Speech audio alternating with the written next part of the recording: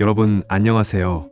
저는 여러분들의 좋은 친구 김선생입니다. 여러분들 학습 의욕을 고취시키고 기억력을 높이기 위해 11월 5일부터 저를 지지해주시는 분들과 채팅방을 잘 보시는 분들 및 채팅방, 매주 퀴즈 이벤트를 적극적으로 참여하시는 투자자들에게 행운 추첨에 당첨될 기회가 주어집니다. 또한 저녁 수업 핵심 내용을 일주일에 3회 이상 제출하셔도 행운 추첨에 당첨될 기회를 드려요. 공식 웹사이트에서 아카데미 혜택 섹션에서 추첨을 통해 최소 4,000원 커피 쿠폰, 최대 현금 500만원까지 추첨 가능하십니다. 또한 2개월 연속 저녁 수업의 핵심 내용을 기록하면 맥북에어 15인치를 선물로 드립니다. 매일 밤 채팅방 777로 출석 체크하시면 스타벅스 커피 쿠폰 4,000원을 받으실 수 있습니다. 최근 통계에 따르면 올해 3분기 국내 누적 신생아 수는 17만 7천 명으로 역대 최저치를 기록했습니다.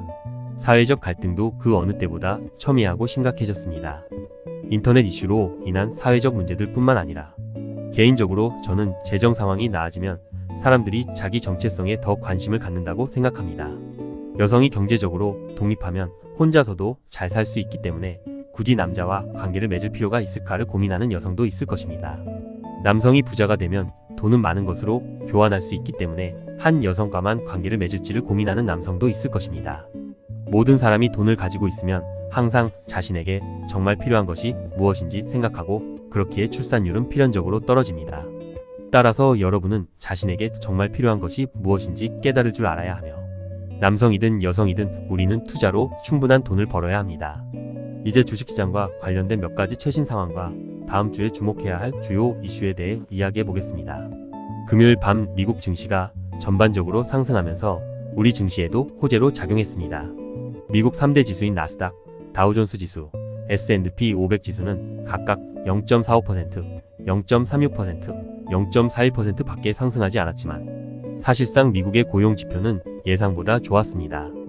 취업 인구는 19만 9천 명 증가하여 예상치인 18만 명보다 높았으며 이는 전월의 15만 명 증가보다 높은 수치입니다. 실업률은 3.7%로 예상치 및 이전 3.9%보다 낮았습니다. 이에 따라 2024년 미연준의 금리 인하 가능성에 대한 시장의 기대는 데이터 발표 이후 약화되기 시작했습니다. 그러나 바이든 대통령은 연설에서 일자리 지표로 인해 미연준이 금리를 더 인상해서는 안 된다고 말했습니다. 2024년은 미국 대선이 있는 해이기에 일반적으로 모든 실업자는 집권당의 반대표를 던질 가능성이 높다는 것을 우리는 알고 있습니다. 그렇기 때문에 통화 정책은 바이든 선거에서 매우 중요합니다. 그리고 미국 통화 정책에 대한 바이든의 태도도 매우 중요해졌습니다. 이전에도 저희가 미연준의 의사결정은 독립적이라고 강조했지만 트럼프 대통령 취임 이후 미연준 정책에 대한 미국 정부의 간섭이 점점 더 커졌습니다. 이번에도 바이든은 미연준 정책에 대한 직접적인 지침을 제시했습니다. 또한 지난주 미국 재무부 장관 옐런은 이미 금리가 충분히 높아졌다는 발언을 한 바 있습니다. 금리 인하 여부에 대한 명확한 지침은 없지만 더 이상 금리를 인상할 필요가 없다고 강조했습니다. 따라서 미국 정책 측면에서 볼 때 금리 인상이 없을 것이라는 점은 확실하며 지금은 그저 금리 인하가 조금 일찍 이뤄질지 아니면 늦게 이뤄질지 하는 문제만 있을 뿐입니다. 원래 시장에서는 빠르면 3월, 늦어도 7월에 금리 인하가 있을 것으로 예상했습니다. 그러나 현재 가장 늦은 시기는 변하지 않았고 경제 데이터가 뒷받침되지 않아 가장 빠른 시기는 뒤로 늦춰질 수 있게 되었습니다. 시장에서는 미국이 금리 인하 사이클에 진입하면 다음과 같은 두 가지 이점이 있을 수 있다는 새로운 견해가 나오고 있습니다. 경제 지표가 계속 개선되면 연준이 다시 금리를 인하하게 된다는 것입니다. 즉, 금리 인하 사이클에서 자본가들은 자금을 확보하고 경제 데이터는 좋으며 개인 투자자들도 자금을 확보해 위에서부터 아래까지 부유해지면 자연스럽게 주식시장이 상승하고 비트코인에도 호재가 될 것입니다. 한국 증시의 상승 여부는 현재로서는 예측하기 어렵습니다. 개인적으로는 인공지능, 로봇, 반도체, 일부 수출 주도형 소비 분야에 대해서는 낙관적으로 보고 있습니다. 가끔 바이오 메디컬 기업도 살펴보는데 실적이 저조한 편입니다. 기업이 독자적인 혁신 역량을 갖추고 독립적으로 시장을 개척할 수 있다면 미국과 유럽에서 어느 정도의 시장 점유율을 차지하게 될 것이고 과대평가되더라도 추가 투자를 고려해 볼 수 있습니다. 하지만 그런 능력이 없이 시장 심리에만 의존한다면 상승장에서는 모든 주식이 상승하기 때문에 저희가 꼭 이 방향을 선택하리라는 보장이 없습니다. 중장기적으로 볼 때 우리는 여전히 자금이 부족한데 왜 외국계 펀드는 한국 주식보다 미국 주식을 선호할까요? 근본적인 이유는 우리가 조금 착취당하고 있기 때문인데 이건 한국의 GDP 수치를 보면 알 수 있습니다. 우리의 인구는 미국의 6분의 1에 불과한데 경제 성장률은 미국만 하지 못하고 심지어 미국과의 격차도 큽니다. 그렇기에 한국 증시가 외국인 투자자들에게 봤을 때 현재는 그다지 좋은 투자 자산이 아닌 것입니다. 다음 주에 여러 미국 데이터 이슈가 발표될 예정입니다. 화요일 밤에는 미국에서 가장 중요한 3대 지표 고용 데이터, 인플레이션 데이터, GDP 데이터 등 중 하나인 CPI 데이터가 발표됩니다. 현재 시장에서는 3.1%를 예상하고 있는데 이는 이전 3.2%보다 낮아진 수치로 인플레이션이 계속 둔화될 것임을 시사하며 이는 주식시장 전체에 긍정적인 요인으로 작용할 것입니다. 수요일 저녁과 목요일 새벽에 미국은 금리 결의를 발표할 것입니다. 금리 결정과 관련하여 여러 번 언급했듯이 한편으로는 금리가 동결하고 다른 한편으로는 연준 의장의 발언에서 예상되듯이 경제지표 등을 강조할 것으로 보이며 금리 인하에 대한 전망과 지침은 많지 않을 것으로 보입니다. 금요일 밤에 미국 증시가 상승했으니 이번 주에는 우리 증시도 상승할 것으로 예상됩니다. 내일 시장이 상승할 것으로 예상되며 이번 주에 이 535에 도달할 것으로 예상했던 코스피 지수도 이를 실현하는데 큰 문제가 없을 것으로 보입니다. 이달 상반기의 상승세가 성공적으로 실현될 가능성도 있습니다. 원래 계획했던 코스닥 목표치인 850도 이번 주에 무난히 달성할 것으로 예상됩니다. 따라서 처음에는 낙관적인 태도를 유지할 수 있을 것으로 보입니다. 섹터별로는 삼성전자, 협력 관련, 블록체인, 철강 등 세 가지 방향에 집중하고 있습니다. 첫 번째 소식은 지난 주말 대통령실에 따르면 한국과 미국이 바이오, 인공지능, 반도체, 배터리, 에너지 기술 등 차세대 기술 분야에서 협력을 강화하기로 했다고 합니다.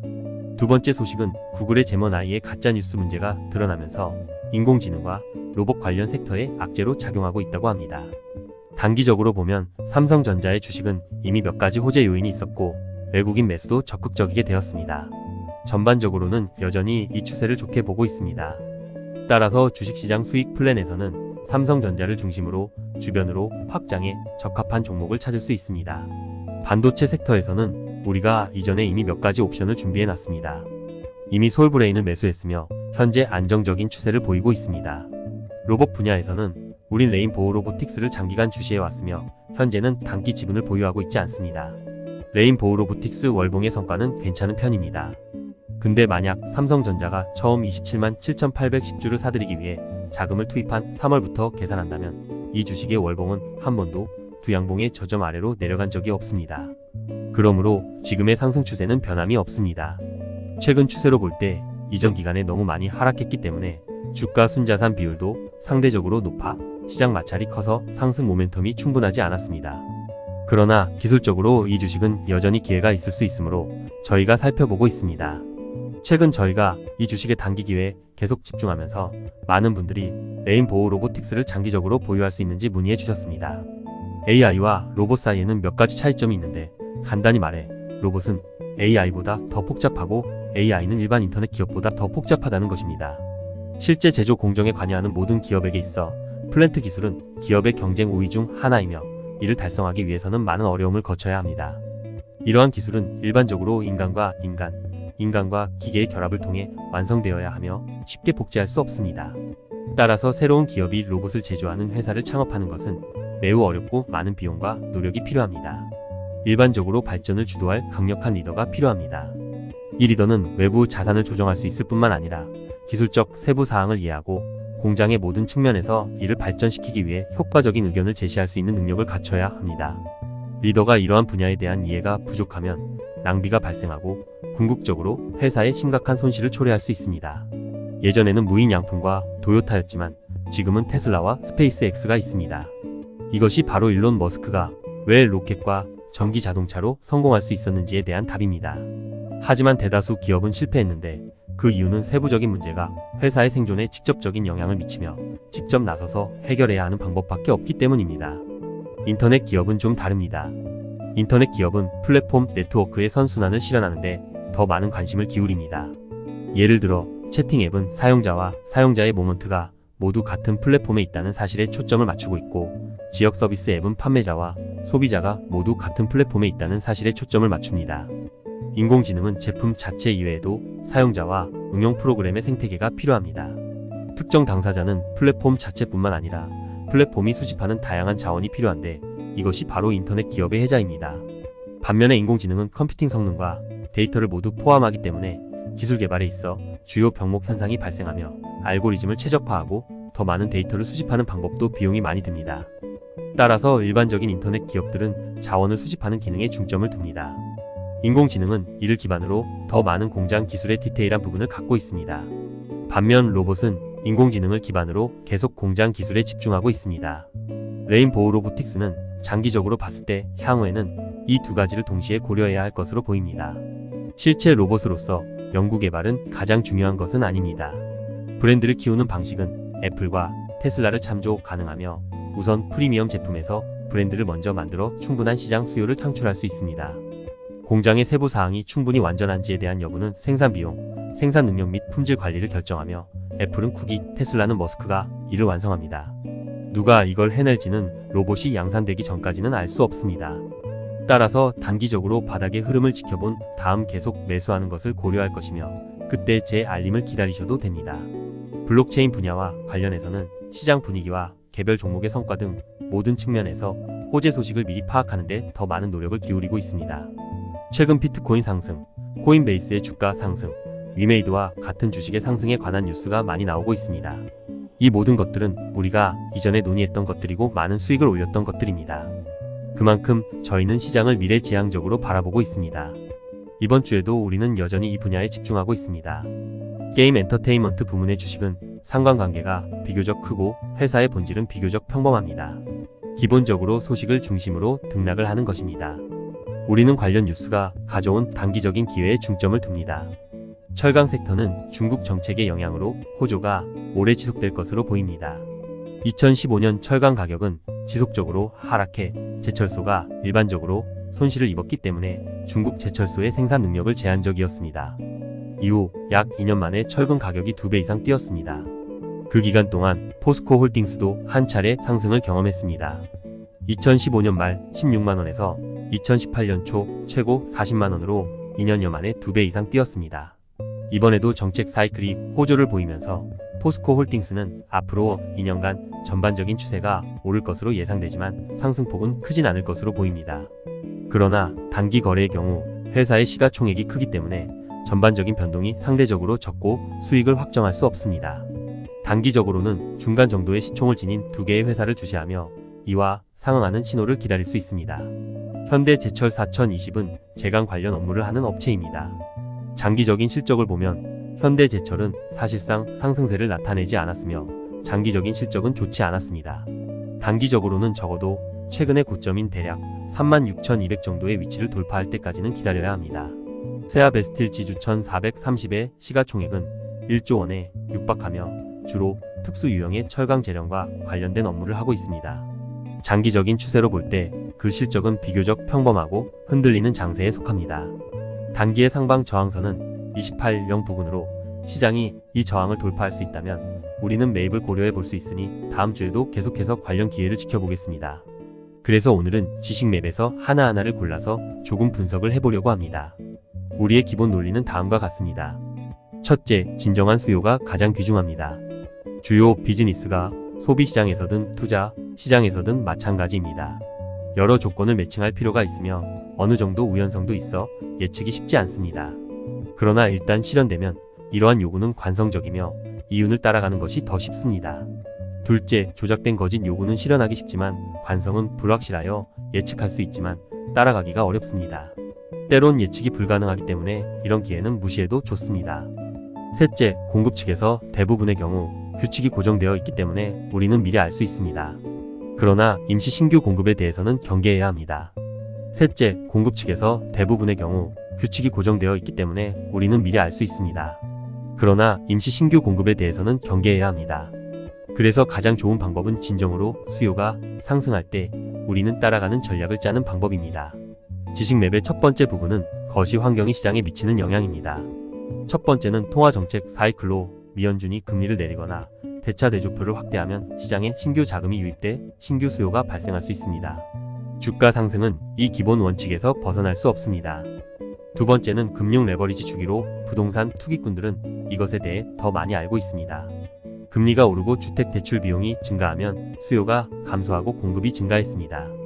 이러한 상황은 다시 시장 수요 감소로 이어져 관성을 형성하며 불황기를 초래하고 극단적인 경우 붕괴를 유발할 수 있습니다. 반대로 금리가 하락하면 수요가 증가할 수 있으며 구체적인 영향은 여러 가지 조건과 함께 조정되어야 합니다. 그러나 일단 수요 증가가 달성되면 수요 증가가 관성을 형성되어 점차 상승기를 가져옵니다. 세 번째 요인은 행정정책의 사이클입니다. 정부는 특정 산업에 보조금을 제공하거나 특정 상품의 가격을 제한할 수 있습니다. 정부가 생산 능력을 제한하면 공급이 줄어 가격이 오르게 되며 이는 철강업계에서도 잘 활용됩니다. 이전에 우리는 석유 수출국 기구인 OPEC 생산 능력을 제한하여 공급을 줄이는 것을 통해 시장 수요를 변하지 않은 상태에서 가격을 인상했다고 언급했습니다. 그러나 정부가 강력하게 가치를 제한하고 수요와 공급의 갈등을 해결하지 않으면 실패하기 십상입니다. 이 점은 앞서 말한 URCHF의 환율 실적에서 스위스 중앙은행이 환율 하한선을 정하고도 이에 상응하는 완화 정책을 취하지 않고 있다고 언급했었는데 결국 몇백억 달러의 적자를 낸 뒤 환율을 풀어 환율이 크게 요동쳤다고 합니다. 네 번째 요인은 중요한 리스크 사건과 잠재적인 리스크 사건입니다. 중동 지역에서의 이스라엘의 활동이 한 예시입니다. 처음에는 사람들이 전쟁이 격화될 것이라는 우려를 제기했고 이는 공포심을 불러일으키며 시장에 매도 압력을 가했습니다. 나중에 사람들은 이스라엘의 활동이 다른 중동 국가에 실제로 영향을 미치지 않았고 다른 국가도 전쟁에 참여하지 않았으며 시장 분위기도 점차 안정되어 투자자들은 리스크 자산을 다시 매수하기 시작했습니다. 이는 사실상 그다지 중요하지 않으며 시장 분위기가 수급 관계에 영향을 미치기에 충분하다는 것을 보여줬습니다. 다섯 번째는 전반적인 주식시장의 직관적인 실적입니다. 미국 주식시장의 실적은 외국인 매매를 통해 우리나라 주식시장에 영향을 줄 것으로 보입니다. 외국인의 매매도 비트코인 시장에도 영향을 미치고 있습니다.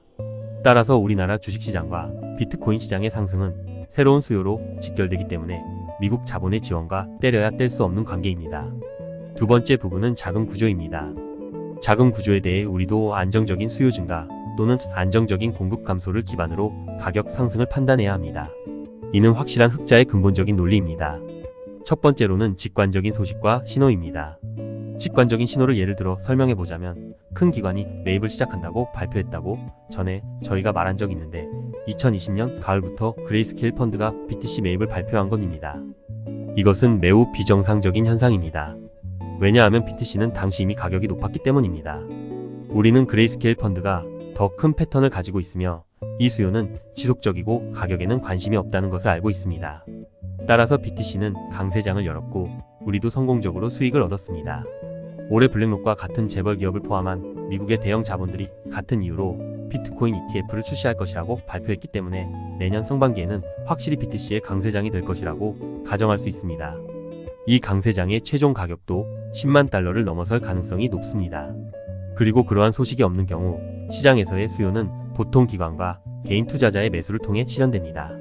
예를 들어 올해 5월 코스닥 시장에서 개인 투자자들이 2차 전지 섹터, 특히 추가 수요와 관성 및 실질 상승이 있는 추가 수요를 중심으로 대규모 매수에 나섰는데요. 향후 언젠가 주가가 하락하더라도 상승 추세를 보였다는 사실은 사라지지 않습니다. 이러한 수요를 어떻게 포착할 수 있을까요? 바로 가격이 고점을 돌파하고 거래량도 증가하여 실수요의 관성 상승을 나타낼 때 이를 따라가서 매수하는 것입니다. 하지만 우리는 종종 회사의 주가가 크게 하락한 후 자사주 매입을 시작하겠다고 말하는 회사 임원들을 가끔 볼 때가 있습니다. 문제는 회사의 시가총액이 수천억 원에 달할 수 있는데도 1억 원 정도의 주식만 사겠다는 것입니다. 이러한 태도는 새로운 수요를 유발할 수 없습니다. 특히 하락장에서는 더욱 그렇습니다. 강세장에서는 거래 성공률과 수익률에 도움이 되고 좋은 소식을 더 긍정적으로 해석하는 데 도움이 될 수 있습니다. 어떤 사람이 여러분을 좋아하면 여러분이 어떤 말을 해도 상대방은 엄청 기뻐하는 것과 같습니다. 그리고 상대방의 기분이 좋지 않을 때는 아무리 좋은 말을 해도 상대방의 관심을 받지 못할 수 있습니다. 기술적 분석은 이러한 유형의 수요가 지속 가능한지 여부를 동시에 판단하는 데 도움이 되며 주가와 거래량은 시장에 즉각적인 신규 수요가 있는지 여부를 결정합니다. MACD와 SMA는 시장의 신규 수요가 지속 가능한지 여부를 판단하는 데 도움이 됩니다. 세 번째 부분은 주식 자체의 특성입니다. 우리가 기대하는 것은 주식의 가치가 계속 상승하여 새로운 수요로 이어지는 것입니다. 주식 가치 상승은 소비시장의 수요 증가, 즉 시장 점유율 확대 또는 신규 트랙 개설과 연관되기도 하고 일반적인 논리로는 주식 가치 상승 투자 수요 증가가 있습니다. 저희는 이를 바탕으로 주식의 본질을 살펴보도록 하겠습니다. 종목 선택 전략의 4가지 요소인 가격 추세선과 실적, 시가총액, 자금 흐름은 수요와 공급의 관계를 통해 부분적으로 이해됩니다. 좋은 추세, 좋은 실적, 상대적으로 큰 시가총액, 이해할 수 있는 자금 흐름은 시장의 새로운 수요를 판단하는 데 더 큰 확실성을 줄 수 있습니다. 따라서 우리는 주식의 시가총액이 너무 작지 않기를 바랄 뿐입니다. 그래야지만이 조작의 결과가 아닌 시장에서 자발적으로 새로운 수요를 줄일 수 있기 때문입니다. 위의 내용을 통해 실제 신규 수요는 매우 귀하고 희귀한 특성이며 수익성에 대한 충분한 확신을 준다는 것을 알 수 있습니다. 주식이나 암호화폐가 신규 수요 단계에 진입하면 일반적으로 이러한 수요는 지속됩니다. 시장이 지속성 없이 오르락 내리락 하는 것을 종종 볼 수 있는 이유는 주식에 투자할 수 있는 자금만 있고 지속적인 신규 수요가 없기 때문입니다. 최근 주식과 암호화폐에 대해 많은 질문을 받았는데 어떤 분은 특히 암호화폐에 대해 물어봤습니다. 주식은 아닌데 상담하고 싶다고 조심스레 상담 요청을 했습니다. 여러분 너무 조심하지 않으셔도 됩니다. 이전에 어떤 분이 저에게 만약 제가 연구한 이후 좋은 기회일 수 있다는 것을 알게 된다면 어떻게 할 것이냐고 물었는데 저도 당연히 살 것입니다. 몇 년 동안 저는 이 방식으로 많은 이익을 얻었습니다. 연초 SSV와 매직 모두 비슷한 경험을 했습니다. 작년 말 SSV로 전 4배의 수익을 얻었습니다. MAGIC로는 140%의 수익을 얻었습니다. 그러므로 저는 여러분과 이러한 문제들에 대해 논하는 것이 매우 즐겁습니다. 만약 여러분께서 관심을 갖고 있는 시장이나 가상화폐나 주식이 있으시다면 모두 저에게 보내주세요. 마지막으로 오늘 공유해드린 내용을 요약해 보겠습니다. 오늘 저희는 두 가지 내용을 주로 공유했습니다. 첫 번째로는 저희가 주식시장 수익 플랜에 있는 삼성전자 협력사와 블록체인 철강 섹터의 관련 기회들을 주시할 것이라는 것이며, 두 번째는 시장의 수급 관계에 대해 더욱 심도 깊이 이해하기 위한 내용이었습니다. 저희는 중점적으로 시장에서 자발적으로 생겨난 수요에 대해 논했으며, 이러한 수요는 일반적으로 지속성을 가지고 있고 시장 사이클도 매우 강력합니다. 저희는 이러한 관점을 저희의 지식맵에 융합해 시장의 변화를 더욱 쉽게 이해하도록 할 것입니다. 마지막으로 여러분께 세 가지 문제를 드리겠습니다. 이트에서 추첨을 할 기회를 드리겠습니다. 그럼 내일 아침에 저희는 계속해서 저희의 주식시장 수익 플랜을 진행하도록 하겠습니다. 그러면 여러분 내일 봬요.